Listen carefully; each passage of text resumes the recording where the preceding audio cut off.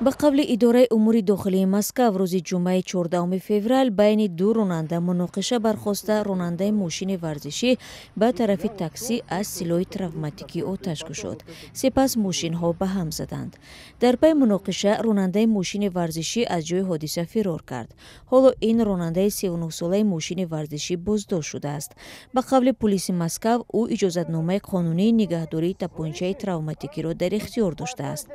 Канали ридовкаи шабакаи иҷтимоии Телеграм иттилоъ медиҳад, ки ронандаи таксӣ муҳоҷир аз Қирғизистон мебошад. Дар шабакаҳои иҷтимоӣ навори ҳодиса аз дурбини таксӣ ҳам нашр шудааст, ки дар он таҳқири ронандаи таксӣ ва тирпаронии ронандаи мошини варзишӣ ба тарафи ӯ мушоҳида мешавад.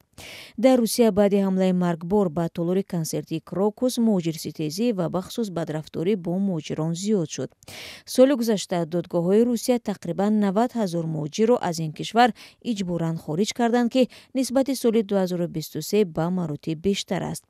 Ҳабибулло Воидзода, достони кули Тоҷикистон, ҳам зимни нишасти хабарӣ рӯзи 14 феврал дар Душанбе теъдоди шаҳрвандони Тоҷикистонро, ки соли гузашта аз Русия ихроҷ шуданд, 30 000 нафар гуфт.